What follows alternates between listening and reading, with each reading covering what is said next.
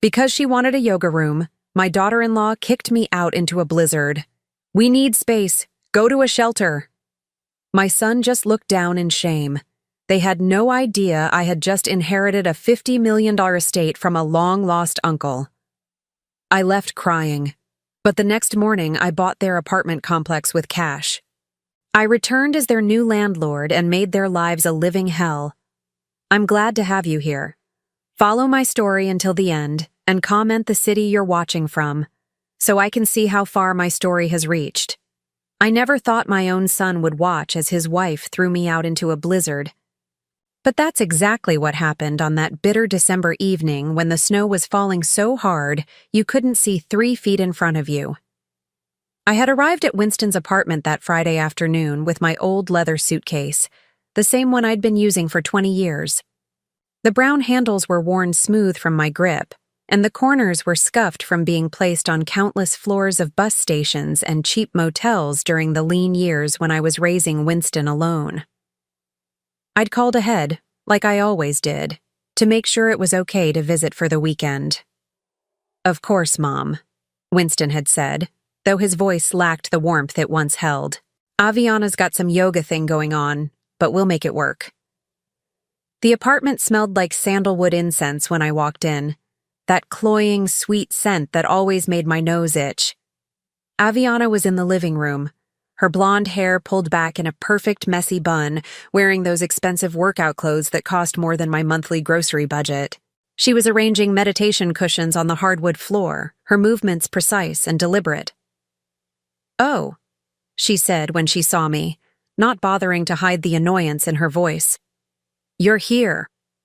I forced a smile, the same one I'd been wearing around her for the past 4 years since she married my son. "Hello, Aviana. How are you, dear?" She didn't answer, just continued moving her cushions around like I wasn't there. Winston appeared from the kitchen, his hair thinning more than I remembered, wearing a button-down shirt that looked expensive, but somehow made him look smaller than he used to. "Hey, Mom," he said, giving me a quick, awkward hug. "How was the bus ride?" "Fine, sweetheart. Thank you for letting me stay the weekend." I glanced around the apartment, noting how everything had changed since my last visit 3 months ago. The walls, once a warm cream color, had been painted stark white.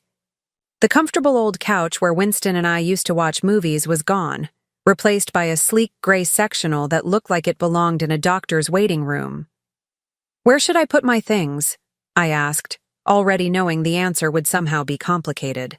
Aviana straightened up from her cushions, her green eyes sharp with irritation. "That's actually something we need to talk about."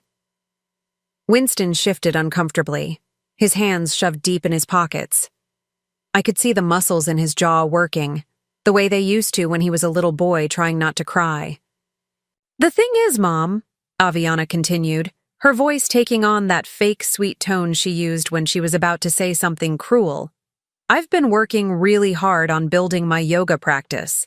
I've got clients coming for private sessions, and I need the space to be perfect."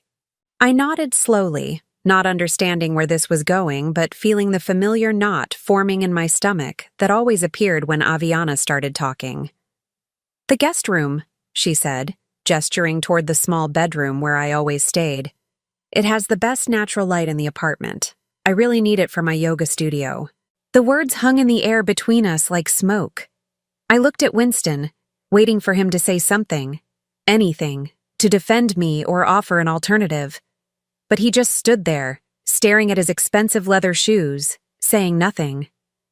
"I see," I said quietly. "Well, perhaps I could sleep on the couch? I don't mind, really." Aviana let out a short laugh. "Oh, that won't work either. I have early morning sessions starting at 6 a.m. I can't have someone sleeping in the living room." Outside, the wind was picking up, rattling the windows. I could hear the weather reporter on their muted television talking about the approaching storm, his hands gesturing at a map covered in angry red and white swirls. "Maybe there's a hotel nearby," I suggested, though I knew my monthly budget of $840 from Social Security wouldn't easily cover an unexpected hotel stay in this expensive neighborhood.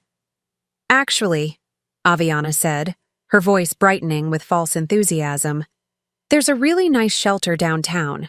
I read an article about it in the newspaper. They serve hot meals and everything. The words hit me like a physical blow. I felt my face flush with embarrassment and anger. A shelter?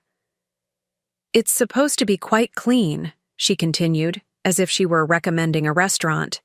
And they have beds, real beds, not just cots. I turned to Winston, my heart breaking as I watched my only child, the boy I'd raised alone after his father died, the child I'd worked double shifts to put through college, stand there and say absolutely nothing. Winston? I whispered, my voice barely audible over the wind outside. He finally looked up, his brown eyes, my eyes, filled with something that might have been shame. But instead of speaking up for me, instead of telling his wife that throwing his 64-year-old mother out into a blizzard was unthinkable, he just shrugged. Maybe it would be better, Mom, he said, his voice so quiet I almost didn't hear him. Just for tonight. Until we can figure something else out. I felt something die inside my chest at that moment. Not break, die. This wasn't my son anymore. This wasn't the little boy who used to crawl into my bed during thunderstorms, or the teenager who promised he'd always take care of me when he grew up. This was a stranger wearing Winston's face, parroting words his wife had put in his mouth. I see, I said again, my voice surprisingly steady. I picked up my old suitcase, the weight of it familiar and somehow comforting in this moment of complete bewilderment. Aviana was already moving toward the door, eager to get me out before the storm got worse and made her look even more heartless than she already did. The shelter's on 5th Street, she called over her shoulder. You can't miss it. As I walked toward the door, I caught a glimpse of mail scattered on the kitchen counter. Bills, I noticed, several of them marked with red lettering. For just a moment, I saw Aviana glance nervously at the pile, before quickly shuffling them out of sight. Mom, Winston called as I reached for the doorknob. I turned back, hope fluttering in my chest that he might have found his spine, that he might finally stand up to his wife and tell her this was wrong. Instead, he handed me a $20 bill. For a cab, he said, not meeting my eyes. I stared at the crumpled bill in his palm, remembering all the times I'd given him my last $20 when he was in college, all the meals I'd skipped so he could eat, all the nights I'd worked cleaning offices while he slept safely in his bed. Keep it, I said quietly, and walked out into the storm. The cold hit me like a wall. The snow was falling so heavily that I could barely see the streetlights, and the wind was driving the flakes horizontal, stinging my face and seeping through my old wool coat. I pulled my knitted hat down over my ears and started walking, not sure where I was going, but knowing I couldn't stand on their doorstep. My thin boots, bought from a discount store 2 years ago, were not made for this weather. Within minutes, I could feel the cold wetness seeping through to my socks. Each step was treacherous on the icy sidewalk, and I had to stop every few yards to wipe the snow from my glasses. I thought about the shelter Aviana had mentioned so casually, as if suggesting I spend the night with homeless strangers was perfectly reasonable. The shame burned in my chest, mixing with the cold to create a pain I'd never felt before. How had I raised a son who could watch his wife treat me this way? After walking for what felt like hours, but was probably only 15 minutes, I found myself standing in front of a 24-hour diner. The neon sign buzzed and flickered, casting pink light on the snow-covered sidewalk. Through the steamed-up windows, I could see a few customers hunched over coffee cups, refugees from the storm like me. I pushed through the glass door, grateful for the blast of warm air that greeted me. The waitress, a woman about my age with graying hair pulled back in a practical ponytail, looked up from wiping down tables. "Rough night to be out," she said, her voice kind. "Yes," I managed, my voice cracking slightly. "It certainly is." I slid into a booth near the window and ordered coffee and pie, partly because I was hungry, but mostly because I needed somewhere warm to sit and think. The coffee was bitter and strong, and the apple pie was clearly from a package, but it was warm and sweet and reminded me of better times. As I sat there, watching the snow pile up on the window ledge, my phone buzzed in my purse. For one foolish moment, I thought it might be Winston calling to apologize, to tell me to come back, that he'd made a terrible mistake. Instead, it was a number I didn't recognize. The warmth of the diner felt like a mockery now, artificial and temporary. Outside, the storm was getting worse, and I was 64 years old with nowhere to go, and a son who had chosen his wife's yoga studio over his own mother's basic human dignity. I answered the phone with trembling fingers, not knowing that this call would change everything. The coffee in my hands had grown cold while I stared out at the storm, my mind drifting back to a different winter night, 23 years ago. Winston was 14 then, and we were living in a tiny 2-bedroom apartment above Murphy's Bakery on the south side of town. The heat had been turned off because I was 3 weeks behind on the gas bill, and we were huddled together on the couch under every blanket we owned, watching our breath form clouds in the frigid air. "Mom, are you cold?" Winston had asked, his voice muffled by the scarf I'd wrapped around his neck. "No, baby," I'd lied, pulling him closer. "I'm fine as long as you're warm." That night, I'd waited until he fell asleep, then slipped out into the snow wearing my waitress uniform and walked 6 blocks to Murphy's, where I worked the overnight shift cleaning the bakery equipment. My hands were so numb I could barely hold the scrub brush, but I earned $35 that night, enough to get the heat turned back on the next day. Winston never knew about those overnight shifts. He never knew about the nights I cleaned office buildings downtown while he slept, or the mornings I came home exhausted and made him breakfast with a smile on my face like I'd had a full night's rest. He never knew that I sold my wedding ring, the only thing of value I had left from his father, to buy him a computer for school when he was 16. All he knew was that somehow, we always managed. Somehow, there was always food on the table and heat in the apartment and money for his school supplies. Somehow, his mother always found a way. I used to be proud of that. I used to think I was teaching him something valuable about resilience and determination. I never imagined I was teaching him to take my sacrifices for granted. The diner bell chimed as another customer pushed through the door, bringing a swirl of snow with them. I watched them stamp their feet and shake off their coat, grateful for shelter from the storm. And I wondered if Winston ever thought about those nights when I was his shelter, when I stood between him and every hardship life tried to throw at us. After his father died in that car accident, people told me I should consider giving Winston up for adoption.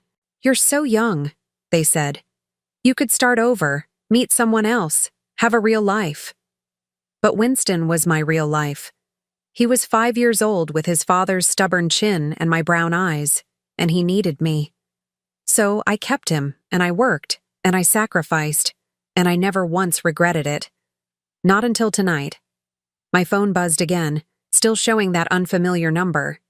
I let it go to voicemail, not ready to deal with whatever telemarketer or wrong number was trying to reach me. I had bigger problems than someone trying to sell me a new credit card or extended warranty on a car I didn't own. The truth was, I'd seen this coming for years. Winston had started changing the moment he met Aviana at that yoga retreat in Colorado 5 years ago. She was everything I wasn't: young, blonde, confident, and from a family with money. Her father was a doctor. Her mother was a real estate agent who drove a Mercedes and wore jewelry that cost more than I made in a year. The first time Winston brought her home, I tried so hard to make a good impression. I cleaned the apartment until it sparkled, bought groceries with money I'd been saving for new winter boots, and cooked a dinner that took me 2 days to plan and prepare. Aviana had picked at her food, made polite conversation for exactly 23 minutes, then announced she had a headache and needed to leave.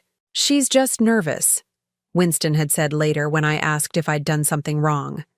"She wants you to like her." But I could see it in her eyes during those 23 minutes.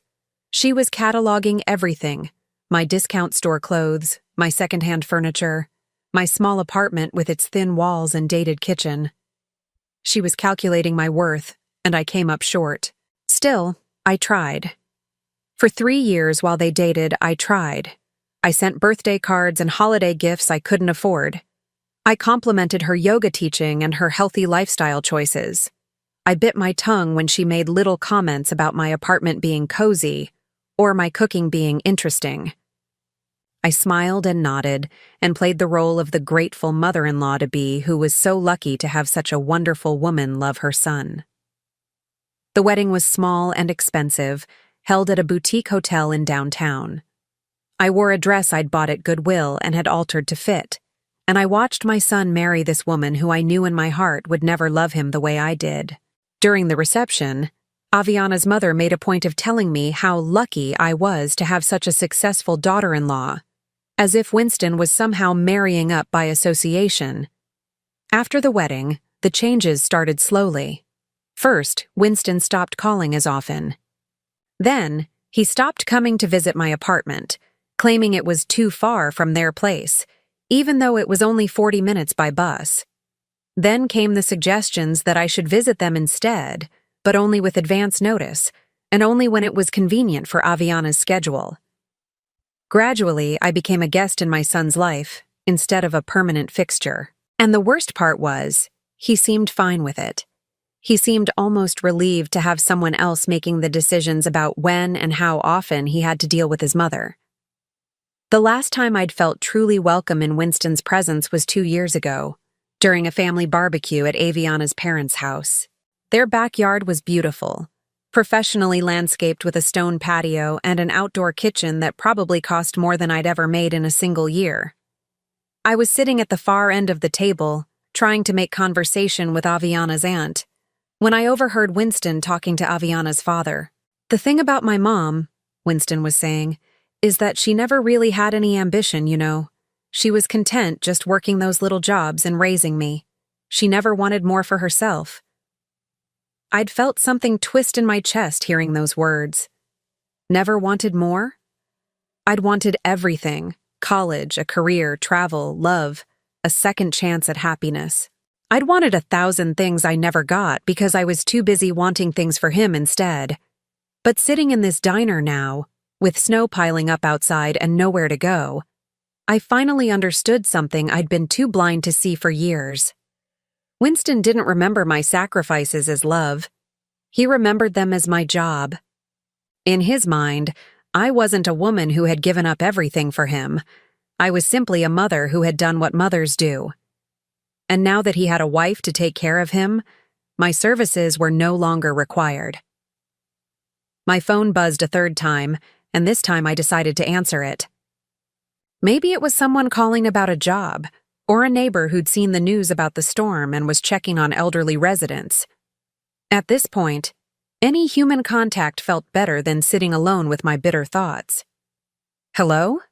I said, my voice hoarse from fighting back tears. "Is this Rosalind Mitchell?" The voice was male, professional, unfamiliar. "Yes, this is Rosalind." "Ms. Mitchell, this is Marcus Webb from Webb, Harrison and Associates. I'm an estate attorney and I've been trying to reach you regarding your Uncle Harold." I frowned, struggling to place the name. "Harold?" "Harold Mitchell, your father's brother. I understand you might not have had much contact with him in recent years." Uncle Harold. I had a vague memory of him from when I was very young. A tall, thin man who lived alone in a big house outside the city and rarely came to family gatherings. My father had mentioned him occasionally over the years, usually to complain that Harold was getting stranger as he aged and had more money than sense. "I'm afraid I have some sad news," Mr. Webb continued. "Your uncle passed away 3 weeks ago. But I also have some rather significant news.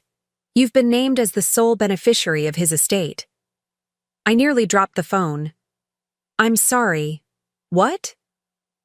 "I know this must come as a surprise. Mr. Mitchell left very specific instructions about locating you and ensuring you received your inheritance.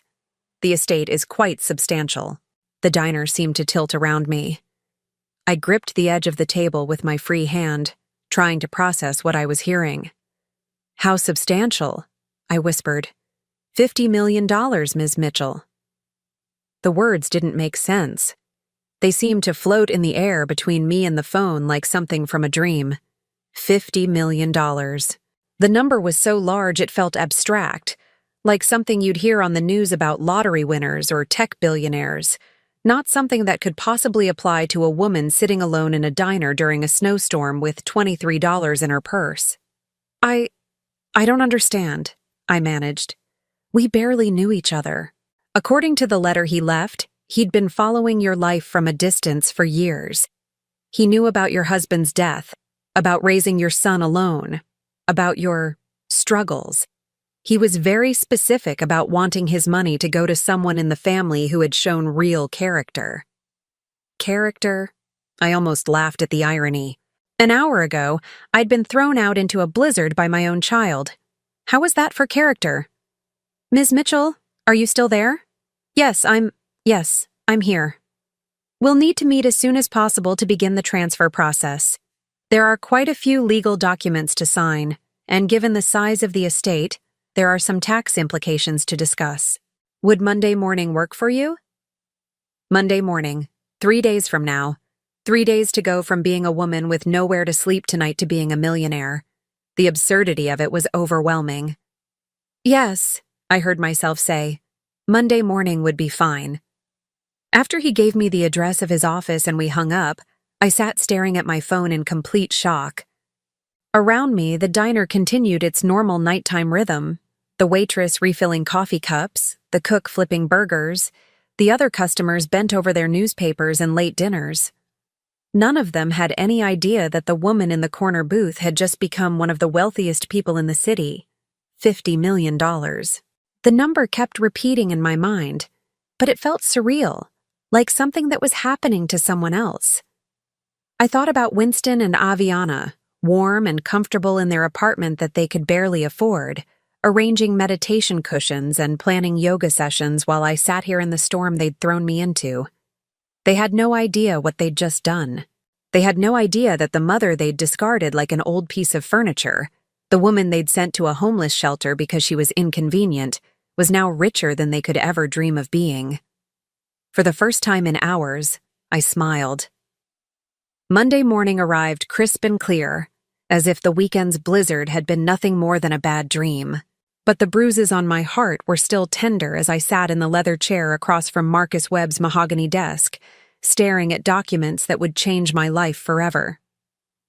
The law office occupied the entire 23rd floor of a downtown high-rise, with floor-to-ceiling windows offering a panoramic view of the city. Everything in the room spoke of old money and established power. The Persian rugs, the oil paintings of stern-faced judges, the crystal decanters filled with amber liquid that probably cost more than my monthly rent. Marcus Webb was a distinguished man in his 60s, with silver hair and the kind of quiet confidence that comes from handling other people's fortunes for decades. He'd spent the past hour walking me through the inheritance paperwork, explaining trust funds and tax shelters and investment portfolios with the patience of someone who understood that $50 million was an incomprehensible sum to a woman who'd been living on Social Security. "The house alone is worth $12 million, he was saying, sliding another photograph across the desk. Uncle Harold's estate was a sprawling Victorian mansion on 15 acres just outside the city limits, complete with gardens, a carriage house, and what appeared to be a small lake. He lived there alone for the past 30 years, but it's been meticulously maintained. I studied the photograph, trying to reconcile this palatial home with my vague memories of my eccentric uncle. I had no idea he was wealthy. Your uncle was a very private man. He made his fortune in real estate development back in the 70s and 80s, then essentially became a recluse. No wife, no children, very few social connections. Marcus leaned forward, his expression growing more serious. But he did keep track of his family, particularly you. He knew about your struggles after your husband died, about how you raised Winston alone. He was quite specific in his letter about wanting his wealth to go to someone who had shown real sacrifice and character. The word character stung, given how I'd been treated just 3 nights ago. But I pushed the thought aside and focused on the paperwork in front of me. Character or not, I was now a very wealthy woman, and I needed to start thinking like one. "There is one thing I wanted to discuss with you," Marcus said, pulling out another folder. "Given your new financial situation, you might want to consider making some changes to your living arrangements and lifestyle. Have you given any thought to where you'd like to live?" I had given it thought, actually. I'd spent most of Sunday in a modest hotel room, paid for with some of the advance money Marcus had arranged, thinking about my future. But first, I had some unfinished business to attend to. "I'll need to stay in the city for now," I said. "There are some matters I need to handle." Marcus nodded and handed me a business card. "This is Sarah Chen, a private investigator I sometimes work with. Very discreet, very thorough. Given your new wealth, you might want to have her do some background checking on the people in your life. Unfortunately, money has a way of bringing out the worst in people, even family members." I took the card, though I didn't tell Marcus that my family had already shown me their worst without knowing about the money. "Thank you. I think that's a very good idea." After leaving the law office, I spent the afternoon in my new reality. I opened accounts at 3 different banks, each requiring multiple forms of identification and verification calls to Marcus's office. I bought new clothes, not expensive designer pieces, but quality items that fit properly and didn't scream discount store. I purchased a reliable car, nothing flashy, just a dependable sedan that would start every time and keep me warm in winter. But more importantly, I called Sarah Chen. We met at a coffee shop near her office, a sleek woman in her 40s with an MBA from Northwestern and 15 years of experience in corporate investigation. I told her what I needed: a complete financial background check on my son and daughter-in-law. "Most people want to know about assets," she said, taking notes in a leather portfolio. "You want to know about debts?" "I want to know about everything, but yes, especially debts." Sarah's report came back 2 days later, and it was even worse than I'd suspected. Winston and Aviana owed $87,000 in credit card debt, spread across 11 different accounts. Their mortgage was 3 months behind, totaling $9,600 in missed payments. Aviana's yoga business was failing. She'd lost her lease on the downtown studio 6 months ago because she couldn't make the rent, and now she was trying to run private classes out of their apartment to generate income. Even that wasn't working. She had only 4 regular clients, and one of them had recently complained about noise from the neighbors and was threatening to find another instructor. Winston had been laid off from his marketing job 8 months ago and hadn't told anyone, including me. He'd been living off unemployment benefits and the occasional freelance project, but even the unemployment was about to run out. They were 2 weeks away from eviction proceedings on their apartment, and Aviana's car was about to be repossessed. As I read through Sarah's report, sitting in the living room of my new hotel suite, I felt a complicated mix of emotions. Part of me was shocked by the scope of their financial crisis. These were not small problems or temporary setbacks. Winston and Aviana were drowning. But another part of me, a part I wasn't entirely proud of, felt a cold satisfaction. They'd thrown me out into a blizzard because they needed space for yoga classes that weren't making money anyway. They'd sent me to a homeless shelter because I was inconvenient, because I represented the kind of poverty and struggle they were trying so hard to pretend they'd escaped. They had no idea how close they were to losing everything. I spent that evening walking through the neighborhood where Winston and Aviana lived, studying the area with new eyes. It was a gentrified district full of converted warehouses and trendy restaurants, the kind of place where young professionals went to feel sophisticated and urban. The apartments were expensive, but not particularly well built, and the whole area had that slightly desperate feeling of people trying very hard to appear successful. Their building was a converted textile factory, red brick with large windows and a modern glass entrance that was supposed to look industrial chic. According to Sarah's report, the building had 24 units and had been struggling financially since the developers had overestimated the rental market. Half the units were currently empty, and the management company was behind on maintenance and building improvements. I stood across the street, looking up at what I now knew was Winston and Aviana's 4th-floor apartment. I could see lights on in their windows, Probably Aviana practicing her yoga routines, or Winston sending out more job applications that would likely go unanswered.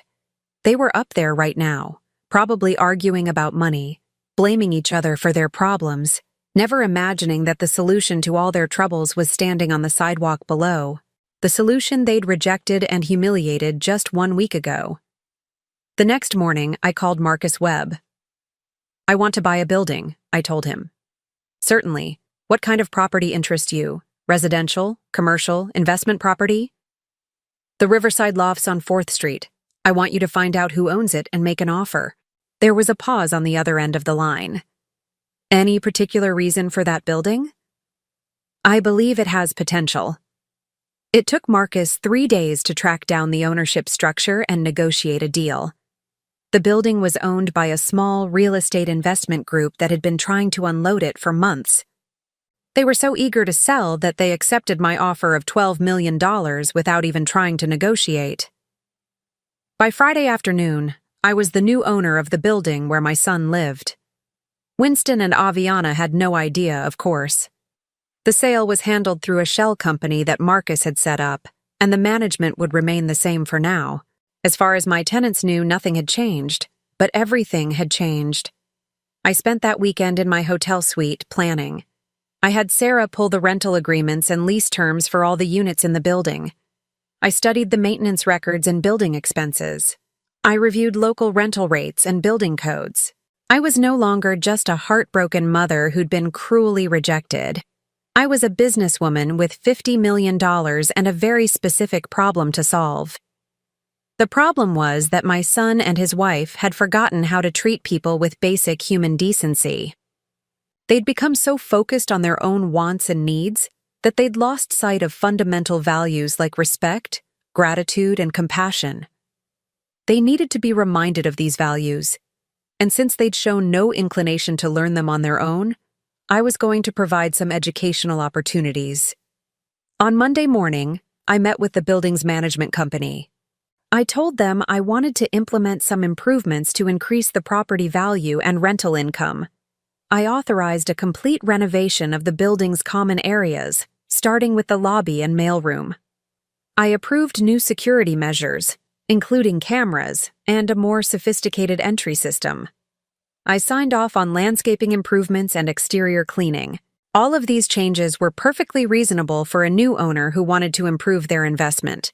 The fact that they would also give me detailed information about the comings and goings of my tenants was simply a convenient side effect. I also approved some policy changes. The management company would now be much more strict about lease enforcement. Late rent payments would result in immediate notices. Noise complaints would be taken seriously and documented. Violations of building rules, like using common areas for unauthorized business purposes, would result in warnings and potential fines. These policies would apply to all tenants equally, of course. I wasn't targeting anyone specifically. I was simply ensuring that my building was run professionally and that all residents followed the same rules. The fact that these rules might be particularly challenging for tenants who were already struggling financially, or who were trying to run yoga businesses out of apartments that were zoned for residential use only, was simply a matter of coincidence. By the end of that first week as a property owner, I had learned several interesting things.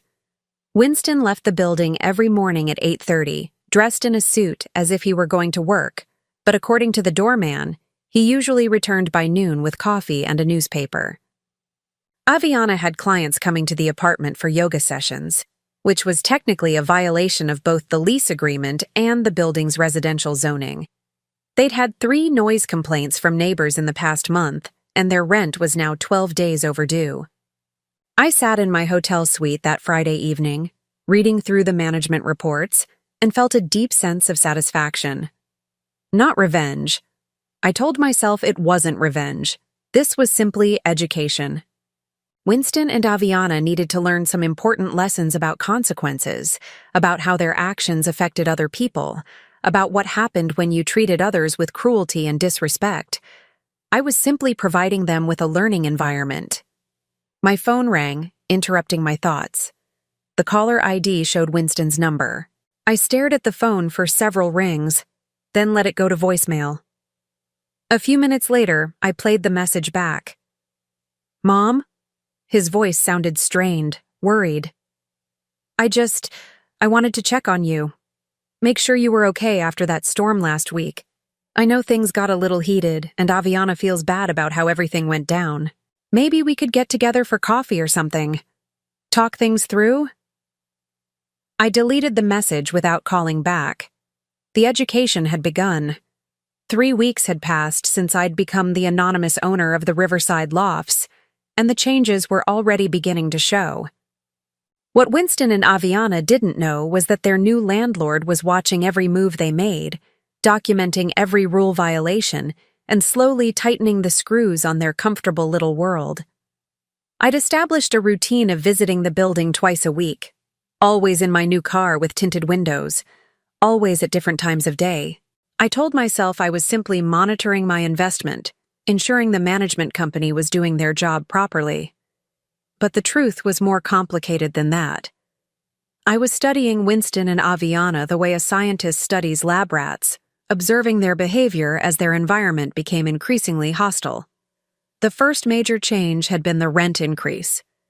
As the new owner, I was within my rights to raise rents to market rate when leases came up for renewal. Winston and Aviana's lease was month to month, which meant I could implement changes with 30 days' notice. Their rent went from $3,200 to $4,800 per month, effective immediately. The notice had been delivered by registered mail on a Tuesday morning.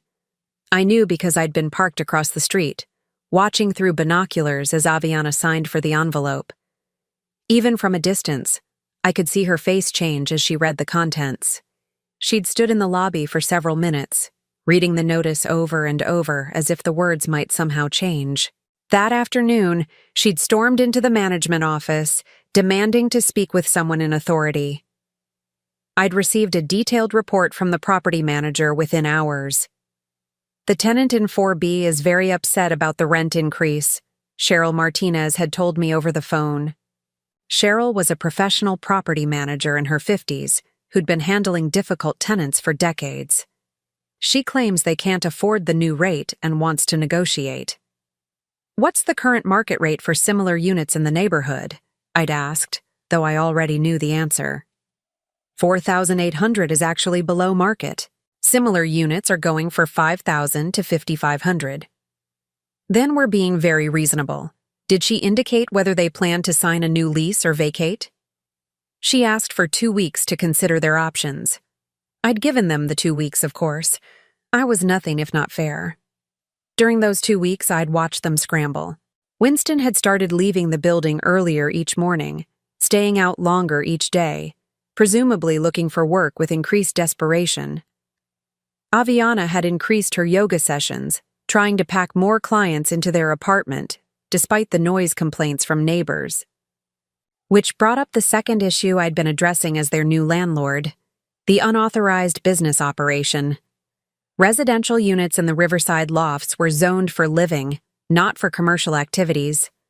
Running yoga classes out of an apartment violated both the lease agreement and city zoning laws. As a responsible property owner, I'd felt obligated to address this situation. The first warning notice had been delivered on a Thursday, the same day I'd observed Aviana leading a session with 6 students in their living room.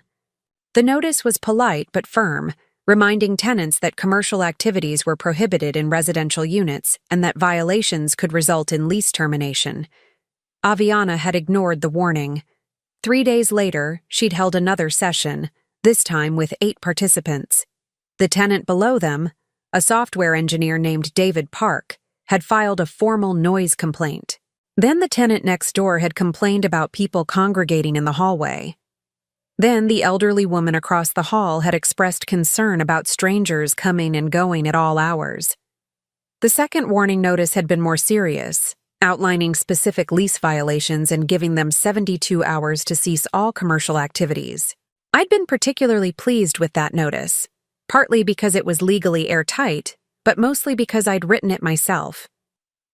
Cheryl had been surprised when I'd requested to personally draft the tenant correspondence, but I'd explained that as a new property owner, I wanted to establish clear communication standards. She'd been happy to let me handle the administrative details. Reading my own words on official letterhead, knowing that Winston and Aviana were reading them in their apartment while struggling to figure out how to pay their increased rent, had given me a satisfaction I hadn't felt in years. The third change I'd implemented was enhanced security monitoring. As a responsible landlord, I'd installed cameras in all common areas: the lobby, hallways, mailroom, and entrance. The cameras were primarily for security purposes, but they also happened to provide detailed records of tenant activities. For instance, I now knew that Winston was lying about having a job. He left every morning in a suit and tie, but the lobby cameras showed him returning within 2 hours carrying fast food breakfast and newspapers. He spent his days in the apartment, probably sending out resumes and scrolling through job listings while pretending to Aviana that he was employed. I knew that Aviana had only 3 regular yoga clients now, down from the 6 she'd had a month ago. 2 clients had stopped coming after receiving noise complaints from other tenants. One had switched to a different instructor after Aviana had to cancel several sessions due to building maintenance issues. Maintenance issues I'd specifically scheduled during her usual class times.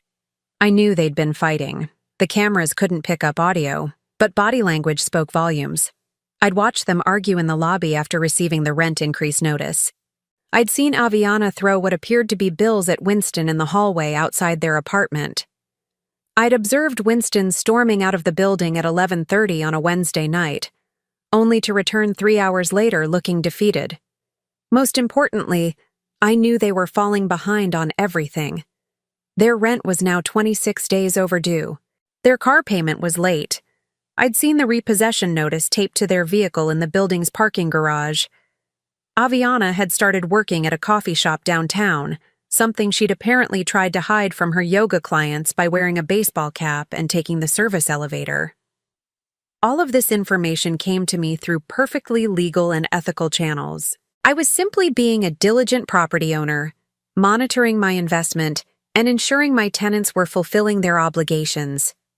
The fact that these activities happened to be causing considerable stress for Winston and Aviana was simply a natural consequence of their poor financial planning and dishonest behavior. On a cold Thursday afternoon in early January, I was sitting in my car across from the building when I saw something that made my pulse quicken.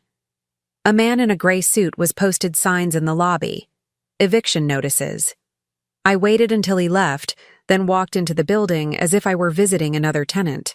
The notices were there in black and white. Winston and Aviana had 72 hours to pay their outstanding rent of $9,600 or vacate the premises. $9,600, exactly 2 months' rent at the new rate. I felt a complex mix of emotions as I read their names on the eviction notice. Part of me felt guilty for orchestrating their downfall so methodically, but a larger part of me felt vindicated. This was justice, not revenge. This was what happened when people treated others with cruelty and disrespect. This was what happened when you threw your mother out into a blizzard because she was inconvenient. That evening, my phone rang again. Winston's number. This time, I answered. "Mom?" His voice was shaky, desperate. "Thank God you picked up. I've been trying to reach you for weeks." "Hello, Winston." My voice was calm, neutral. "Listen, I need to talk to you. Something terrible has happened. Aviana and we're in real trouble." "What kind of trouble?" "Financial trouble. Big financial trouble. We're about to lose our apartment, and I don't know what to do." I let the silence stretch between us, waiting to see what he would say next. "The thing is," he continued, his words coming out in a rush, "our rent got raised, and Aviana's business hit some snags, and I've been having trouble finding work." More silence from me. I wanted to hear how he would ask for help. I wanted to know if he would acknowledge what he'd done to me, or if he would simply expect me to rescue him without any recognition of how he'd treated me. "I was wondering," he said finally, "if maybe you could loan us some money, just temporarily, just until I find a new job and we get back on our feet." "How much money, Winston?" "Well, we need about $10,000 to cover the back rent and late fees, maybe another $5,000 for other bills. But we'd pay you back, I promise, as soon as things turn around. $15,000. He was asking me for $15,000 just 3 months after his wife had thrown me out into a storm and suggested I stay at a homeless shelter. That's a lot of money, Winston. I know, and I wouldn't ask if we weren't desperate. But Mom, they're going to evict us. We have nowhere else to go. The irony was almost too perfect. 3 months ago, I'd had nowhere to go, and he'd watched his wife send me out into a blizzard. Now he was the one with nowhere to go, calling the mother he'd abandoned to rescue him. Have you tried asking Aviana's parents? I asked. They cut us off. They said we were being financially irresponsible and they weren't going to enable us anymore. So even Aviana's wealthy parents, who'd always looked down on me as poor and unsophisticated, had more sense than to throw good money after bad. They'd recognized that Winston and Aviana's problems weren't temporary setbacks, but the result of fundamental character flaws. I see, I said. And what about your friends? Surely you have friends who could help? Everyone's struggling, Mom. The economy is tough right now. The economy that had been tough for me my entire life. The economy I'd navigated alone while raising him. The economy that had never prevented me from providing for him when he needed me. Winston, I said finally, I need to think about this. It's a lot of money, and I'm on a fixed income. I know, and I'm sorry to put you in this position, but you're the only family I have left. Family. The word tasted bitter in my mouth. I was family when he needed money, but I hadn't been family when he'd needed courage to stand up to his wife. I'll call you back, I said, and hung up. I sat in my hotel suite that night, looking out at the city lights, thinking about power and justice, and the strange ways life circles back on itself. Winston had asked me for $15,000, not knowing that I could write him a check for $50 million without affecting my lifestyle at all. But money wasn't the issue. Character was the issue. 3 months ago, when I'd needed shelter from a storm, he'd chosen his wife's yoga studio over my basic human dignity. Now that he needed shelter from the storm of his own making, he expected me to choose his comfort over my own sense of justice. Some lessons I'd learned could only be taught through consequences. I didn't call him back that night, or the next day, or the day after that. 72 hours later, Winston and Aviana were evicted from their apartment, their belongings stacked on the sidewalk like a garage sale nobody wanted to buy. I watched from my car as they loaded what they could fit into their aging sedan, arguing about what to take and what to leave behind. Aviana was crying, probably from frustration and humiliation. Winston looked shell-shocked, like a man who couldn't understand how his life had fallen apart so quickly. As they drove away from the building I now owned, I felt a deep sense of closure. Not satisfaction exactly, but something more profound. Justice, perhaps. Or maybe just the understanding that actions have consequences, even when those consequences take months to unfold. They still didn't know that their mysterious new landlord was the woman they'd thrown out into the snow. They still didn't know that every rule violation and rent increase and policy change had been carefully orchestrated by someone who understood exactly how it felt to be discarded and forgotten. But they were learning something important. That the world could be a cold and unforgiving place when you found yourself with nowhere to go and no one willing to help. It was a lesson I'd hoped never to teach my own child, but some lessons, apparently, could only be learned the hard way. 2 weeks after their eviction, Winston and Aviana were living in a cramped studio apartment above a Chinese restaurant on the other side of town. The smell of fried rice and soy sauce seeped through the floorboards day and night, and the neon sign from the restaurant below cast red and yellow shadows across their walls until 3 a.m. The rent was $800 a month, all they could afford, and the landlord had demanded first month, last month, and a security deposit up front. I knew all of this because I'd been following their situation closely. Not stalking. I wasn't a stalker. I was simply keeping track of former tenants who'd caused problems in my building. It was good business practice to monitor people who'd violated lease agreements, in case they tried to rent from me again in the future. At least, that's what I told myself. Sarah Chen, my private investigator, had been providing regular updates on their circumstances. Winston had finally found part-time work at a telemarketing company, making cold calls to sell extended warranties on household appliances. He was earning $12 an hour for 25 hours a week, bringing home roughly $1,200 a month before taxes. It was honest work, but it was also the kind of soul-crushing job that slowly eroded your sense of self-worth with every rejected phone call. Aviana had given up on teaching yoga entirely. The stress of the eviction and their financial collapse had destroyed her confidence, and she'd lost her remaining clients. She was now working full-time at 2 different coffee shops, pulling double shifts 6 days a week just to help cover their basic expenses. Her hands, which used to be soft and manicured for her yoga practice, were now stained with coffee and cracked from constant washing. But what interested me most was how their relationship was deteriorating under the pressure. According to Sarah's surveillance reports, they were fighting constantly. Not just disagreements or heated discussions, but screaming matches that their thin-walled neighbors complained about regularly. Aviana blamed Winston for losing his job and lying about it for months. Winston blamed Aviana for her failed yoga business and her refusal to consider practical career options earlier. Both of them seemed to blame some mysterious conspiracy for their sudden run of bad luck. They'd spent weeks trying to figure out who was behind their eviction. Winston had contacted 3 different lawyers, but none of them had been willing to take their case once they learned the full details. The rent increase had been legal. The eviction notice had been properly served. All building policies had been clearly stated in their lease agreement. They had no legal recourse against their former landlord. Aviana had become obsessed with the idea that someone was deliberately sabotaging them.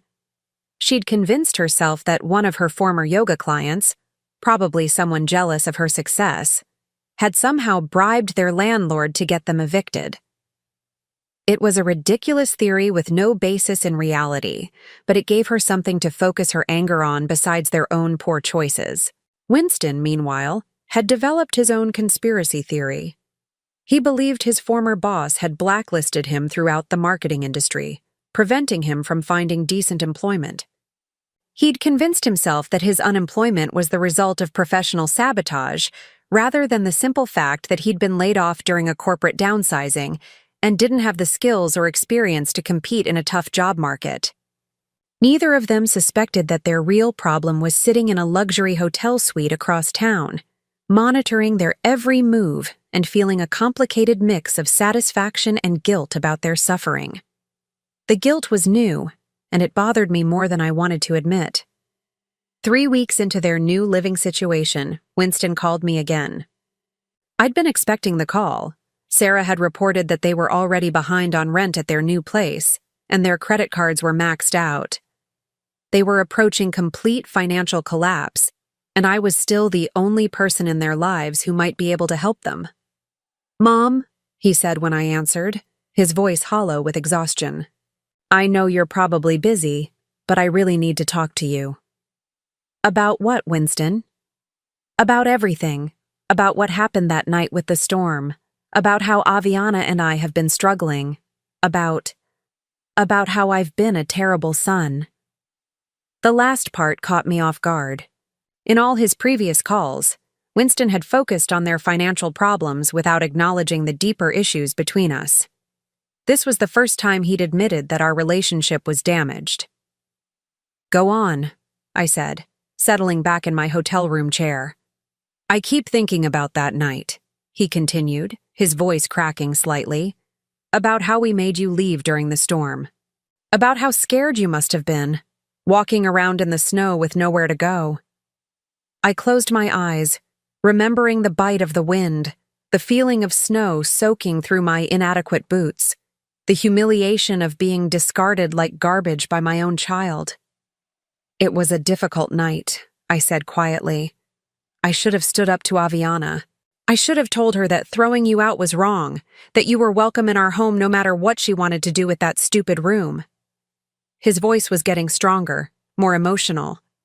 I was a coward, and I'm sorry. I'm so sorry, Mom. For a moment, I felt my resolve waver. This was what I'd wanted to hear for months. Acknowledgement, apology, recognition that he'd failed me as a son. The pain in his voice sounded genuine, and part of me wanted to forgive him immediately, to wire him the money he needed and rebuild our relationship. But then I remembered sitting in that diner, watching the snow pile up outside, feeling more alone than I'd ever felt in my life. I remembered the casual cruelty in Aviana's voice when she'd suggested I stay at a homeless shelter. I remembered Winston's silence, his refusal to defend me even when his wife was treating me like a burden to be discarded. An apology was a good start, but it wasn't enough. Not yet. I appreciate you saying that, Winston. It means something to hear you acknowledge what happened. I want to make it up to you, he said quickly. I know things have been bad between us, and I know that's my fault. But maybe we could start over. Maybe you could come visit us in our new place, and we could talk through everything.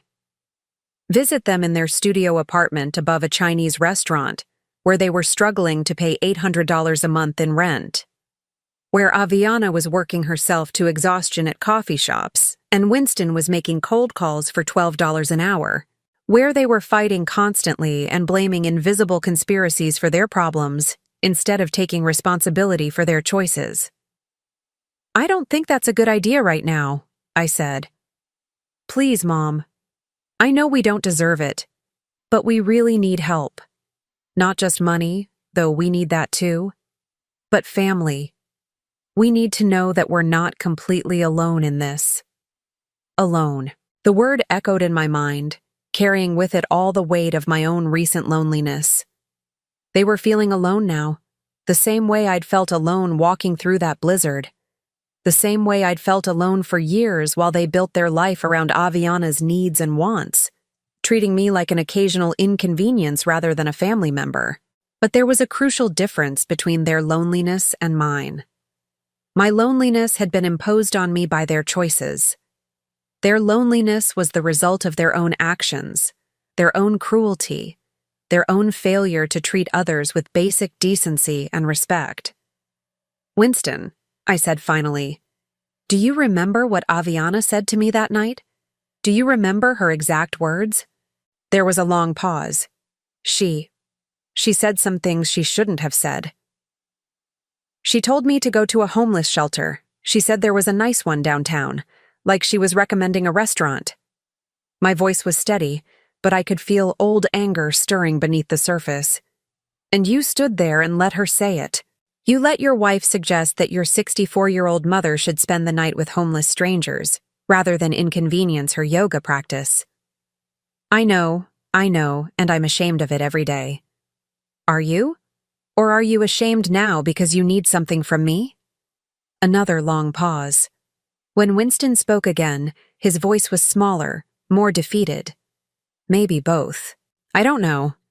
I just know that I've lost everything, and you're the only person who might still care about me. The honesty in that admission hit me harder than his apology had. Winston had always been good at saying what people wanted to hear, but there was something raw and vulnerable in his voice that suggested he was finally telling the truth about his situation. Where is Aviana now? I asked. At work. She's pulling a double shift at the coffee shop. She won't be home until midnight. And how is she handling the stress? Winston let out a bitter laugh. Not well. She's convinced someone is sabotaging us. She thinks one of her old yoga clients bribed our landlord to get us evicted. She's talking about hiring a private investigator to figure out who's behind all our problems. A private investigator. The irony was almost too much to bear. If Aviana hired someone like Sarah Chen, someone competent and thorough, they might actually discover the truth about who owned their former building.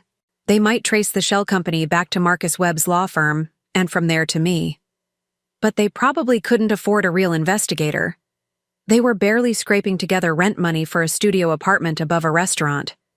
Any private investigator they could afford would likely be incompetent or dishonest, someone who would take their money and provide them with useless theories and false leads. Still, the possibility worried me. I'd been careful to cover my tracks, but I wasn't a criminal mastermind. If someone started digging seriously into the ownership of the Riverside lofts, they might eventually uncover my involvement. "Winston," I said, "I want you to listen to me carefully. What happened to you and Aviana? The rent increase, the eviction, all of it, that wasn't sabotage. That was just business.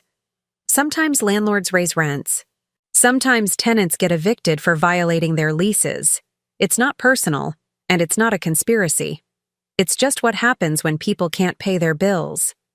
"But everything happened at once," he protested. "The rent increase, the noise complaints, all those building policy changes. It felt like someone was targeting us specifically." Or maybe," I said gently, "it felt that way because you were already in trouble and looking for someone else to blame. Maybe the real problem was that you'd been living beyond your means for months, lying about your employment situation, and running an illegal business out of your apartment." Silence on the other end of the line. When Winston finally spoke, his voice was barely above a whisper. "You're right," he said. "About all of it. We made bad choices and we're paying the price." "Yes, you are." "So what do I do now? How do I fix this?" The question hung between us, heavy with desperation and hope. Winston was asking me to save him, the same way I'd saved him countless times throughout his childhood. But this time was different. This time, saving him would mean rescuing him from consequences he needed to face, lessons he needed to learn about character and responsibility, and treating other people with dignity. "You fix it by learning from it," I said. "You work your jobs, you pay your debts, and you figure out how to rebuild your life based on what you can actually afford, rather than what you want to have. And us? Is there any chance of fixing things between us?" I looked out the window of my hotel room, watching the city lights twinkle in the darkness. Somewhere out there, Winston was sitting in a cramped studio apartment, probably surrounded by unpaid bills and the smell of fried rice, wondering if he'd destroyed his relationship with his mother permanently. "That depends on you," I said. "On whether you've really learned something from all this, or whether you'll go back to your old ways as soon as things get easier." "I have learned something," he said quickly. "I've learned that family is the most important thing, that treating people badly has consequences, that I need to be a better man." Pretty words, but words were easy. Change was hard. "We'll see," I said, and hung up. The next morning, I received a call from Marcus Webb. "I thought you should know," he said. "Someone has been asking questions about the ownership of the Riverside lofts. Apparently, a young woman came to the city planning office yesterday, trying to find out who bought the building and when." My pulse quickened. "What kind of questions?" "Basic stuff. Purchase date, price, ownership records. All public information, but it suggests someone is starting to investigate the sale." Aviana. She was actually following through on her conspiracy theory, trying to track down the mysterious new landlord who had destroyed her life. And if she kept digging, if she traced the ownership back through the shell company to Marcus's firm and eventually to me, the whole carefully constructed plan could come crashing down. "What do you recommend?" I asked. "Nothing dramatic. The legal structures we put in place should hold up under casual scrutiny. But if someone hires a real private investigator, someone with experience in corporate law, they might be able to piece things together." I spent the rest of the day thinking about exposure, about what would happen if Winston and Aviana discovered the truth. Would Winston understand that justice had been served?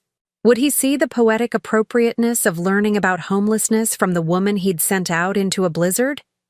Or would he simply see it as confirmation that the world was out to get him, that his mother was just another person trying to destroy his happiness? Either way, I realized, the time for hiding was coming to an end. Soon, one way or another, Winston would learn the truth about what had happened to his life. And then we would discover whether he'd really learned anything at all. The meeting I'd been both dreading and anticipating finally came 6 weeks later, On a gray March afternoon, when the last of winter's snow was melting into dirty slush on the sidewalks, Marcus Webb had called that morning to inform me that Aviana had indeed hired a private investigator. Not a competent one, thankfully, but someone persistent enough to eventually trace the Riverside Loft's ownership back to my shell company. "She knows," Marcus had said simply. "Maybe not everything, but enough to cause problems. You should probably consider how you want to handle this." I'd known this moment would come eventually. Part of me had even wanted it to come. Living with a secret this large was exhausting, and there was something appealing about the idea of finally confronting Winston and Aviana with the truth about what they'd done and what it had cost them. The call came that afternoon. Winston's number, but when I answered, it was Aviana's voice I heard. "We know it was you," she said without preamble, her voice tight with anger and something that might have been fear. I took a slow breath, settling back in my hotel room chair. After months of watching and planning and orchestrating their downfall from the shadows, it felt strange to be speaking directly to the woman who'd thrown me out into a blizzard. "Hello, Aviana," I said calmly. "What exactly do you think you know?" "Don't play games with us. We know you bought the building. We know you're the reason we got evicted, the reason our lives fell apart. What I don't understand is why. Where are you calling from?" "We're in the lobby of your hotel. We're coming up." The line went dead. I stood up and walked to the window, looking down at the street below. Sure enough, I could see Winston's battered sedan parked in front of the hotel entrance, snow melting off its dirty windshield. Within 10 minutes, there was a knock at my door. When I opened it, Winston and Aviana stood in the hallway like a pair of refugees from their own life. Winston looked thinner than he had 6 months ago, his face gaunt and his clothes hanging loose on his frame. Aviana looked worse. Her blonde hair was stringy and unwashed. Her expensive yoga clothes had been replaced by cheap jeans and a coffee shop uniform shirt. And her eyes had the hollow, desperate look of someone who'd been pushed past their breaking point. "Come in," I said, stepping aside. They entered my suite slowly, looking around at the luxury accommodations with a mixture of awe and resentment. The room was larger than their current apartment, with a sitting area, a work desk, and floor-to-ceiling windows overlooking the city. Room service had left fresh flowers on the coffee table that morning, and the air smelled like expensive soap and clean linens. "Nice place," Aviana said, her voice dripping with sarcasm. "Business must be good for someone living on Social Security." I gestured to the sofa. "Please, sit down. We have things to discuss." Winston perched on the edge of the couch like he was ready to run at any moment. Aviana remained standing, her arms crossed, her posture aggressive and defensive at the same time. "How long have you known?" I asked. "About a week," Winston said quietly. "Aviana hired this investigator guy, and he traced the building ownership back through some company to a law firm. When we went to the law firm, they wouldn't tell us anything, but Aviana saw your name on some papers." "I saw more than that," Aviana interjected, her voice rising. "I saw financial records showing you paid $12 million for that building. $12 million. Where the hell did you get $12 million? I walked to the window, looking out at the city where I'd lived my entire life, where I'd struggled and sacrificed and raised my son alone, where I'd been discarded like garbage by the very people now demanding explanations from me. "I inherited it," I said simply, "from my Uncle Harold." "Uncle Harold?" Winston's voice was confused. "I barely remember him." "Yes, well, he remembered you. He remembered all of us. He'd been following our family from a distance for years, and when he died, he left everything to me. $50 million, Winston. He left me $50 million because he thought I'd shown character and resilience in raising you alone." The silence that followed was profound. I turned back to face them, watching as they processed this information. Winston's mouth was hanging open slightly. Aviana was staring at me like I'd just revealed I was an alien from another planet. "50 million, Winston whispered. Yes. I became wealthy 3 days after you threw me out into that blizzard. 3 days after your wife suggested I spend the night in a homeless shelter because I was inconvenient to her yoga practice. Aviana's face flushed red. That was just, we were stressed about money, and we needed the space. You were stressed about money, I said, my voice still calm. So you solved the problem by making your stress into someone else's emergency. You took your financial problems and turned them into my housing crisis. We didn't know about the inheritance, Winston said desperately. If we'd known you had money, obviously things would have been different. Would they? I tilted my head, studying his face. You think the problem was that you didn't know I was wealthy? The problem, Winston, was that you knew I was your mother, and you let your wife treat me like trash anyway. It wasn't like that, Aviana protested, but her voice lacked conviction. It was exactly like that. I sat down in the chair across from them, my movements deliberate and controlled. You wanted my room for yoga classes that weren't making money anyway. You wanted me gone so you could pretend your life was more elegant and sophisticated than it actually was. And when I pointed out that there was a blizzard outside, you told me to go to a shelter. We made a mistake, Winston said, his voice cracking. A terrible mistake. But Mom, you destroyed our lives over it. You made us homeless. You ruined Aviana's business. You cost me my relationship with my wife. I didn't destroy anything, I said firmly. I simply stopped enabling you to live beyond your means. Your rent was increased to market rate. Your lease violations were enforced according to building policy. Your eviction was the result of your failure to pay rent, not any action I took against you personally. But you knew what would happen, Aviana said, tears starting to form in her eyes. You knew we couldn't afford the increase. You knew we'd lose everything. Yes, I knew. Just like you knew I had nowhere to go that night when you threw me out. Just like you knew it was dangerous for a 64-year-old woman to be walking around in a blizzard. But you did it anyway because my safety and dignity were less important to you than getting what you wanted. Winston buried his face in his hands. What do you want from us? An apology? Money? What will it take for you to forgive us? I want you to understand, I said. I want you to understand what it feels like to be discarded by people who should love you. I want you to understand what it means to have nowhere to go and no one to help you. I want you to understand that actions have consequences, even when those consequences take months to unfold. We understand, Aviana said quickly. We get it. We learned our lesson. Can't we just move past this? Have you? I looked directly at her. Because 6 months ago, you solved your problems by making them someone else's crisis. And right now, you're trying to solve your problems by making them my responsibility. You're asking me to rescue you from consequences you created, just like you asked me to disappear when I was inconvenient. How exactly is that different? The question hung in the air like smoke. Winston looked up from his hands, his eyes red with exhaustion and defeat. Aviana's mouth opened and closed silently, like a fish gasping for air. I don't know, Winston whispered finally. I don't know how to fix this. I don't know how to make things right between us. For the first time since they'd arrived, I felt my anger begin to soften. This wasn't the entitled, self-righteous son who'd watched his wife abuse me 6 months ago.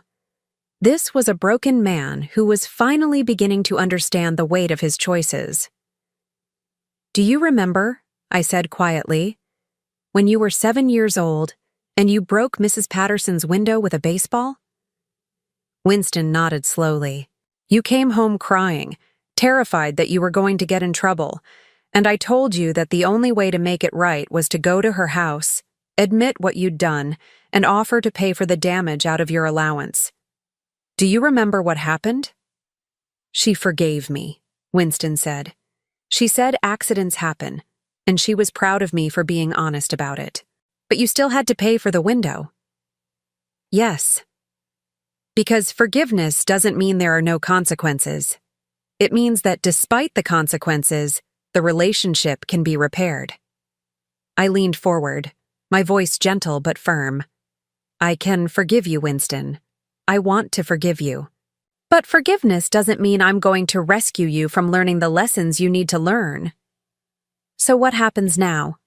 Aviana asked, her voice small and scared.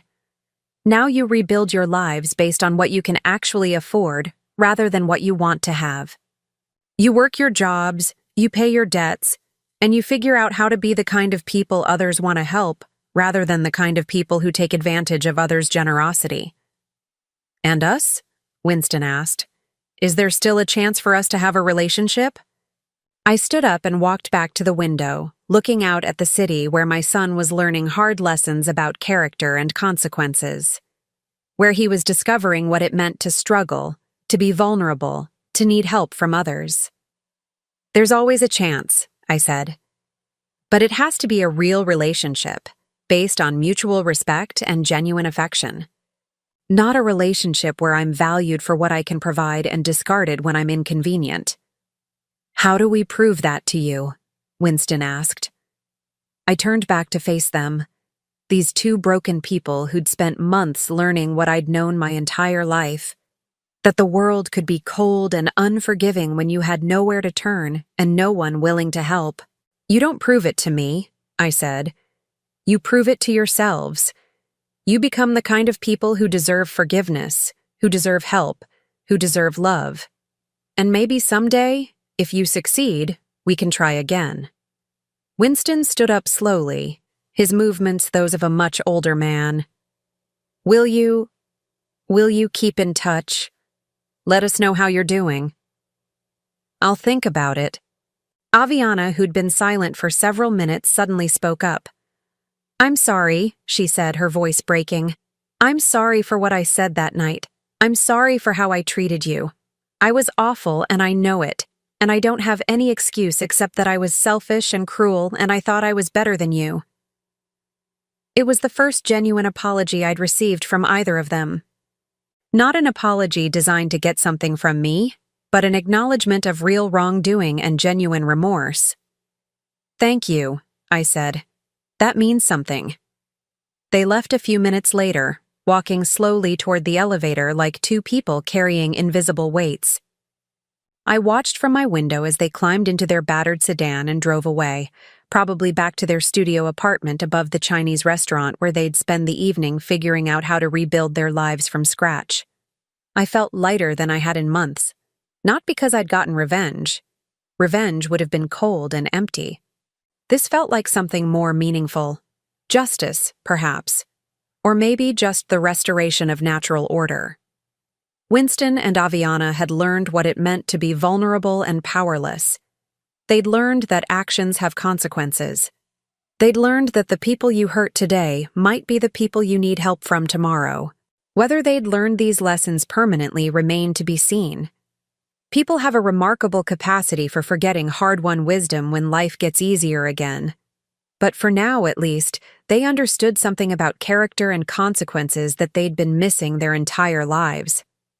The next morning, I called Marcus Webb and instructed him to begin the process of transferring ownership of the Riverside Lofts to a property management company.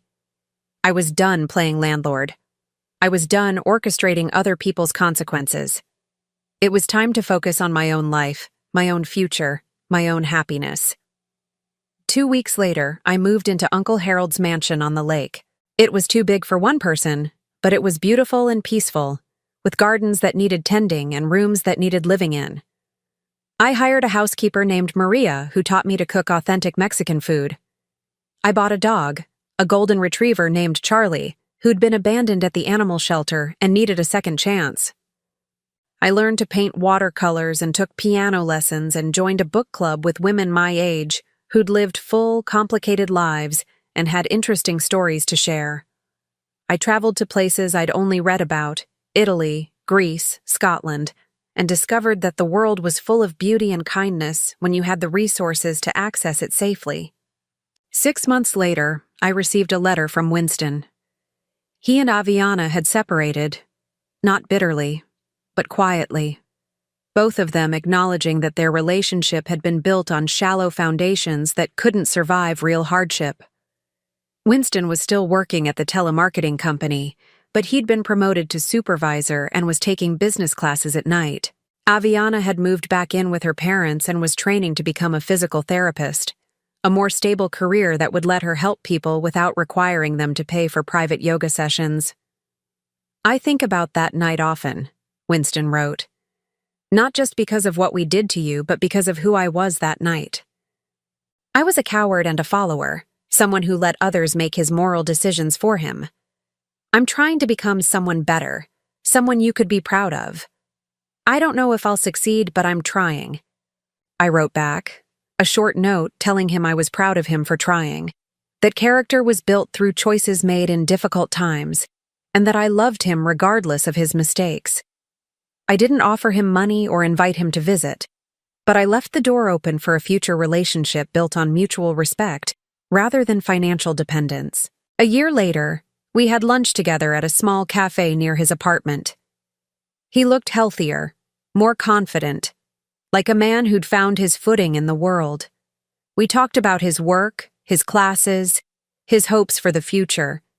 We talked about my travels and my painting and Charlie the golden retriever. We didn't talk about the inheritance or the eviction or that night in the blizzard. We didn't need to. Those events had served their purpose, teaching lessons that needed to be learned and creating space for something new to grow. Sometimes the most loving thing you can do for someone is refuse to rescue them from the consequences of their choices. Sometimes the greatest gift you can give someone is the opportunity to discover their own strength. As I drove home that afternoon, past the city where I'd struggled for so many years, toward the lake house where I was finally, truly at peace, I thought about Uncle Harold and his unexpected gift. He'd given me more than money. He'd given me the power to choose my own story, to decide how my life would end rather than simply enduring whatever others chose to give me. And in the end, I'd chosen forgiveness over bitterness, wisdom over revenge, and hope over despair.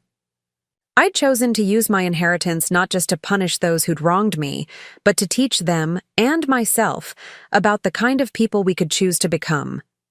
It had taken 64 years, but I'd finally learned that the most powerful inheritance isn't money or property. It's the understanding that you always have the power to choose who you want to be, how you want to treat others, and what kind of legacy you want to leave behind.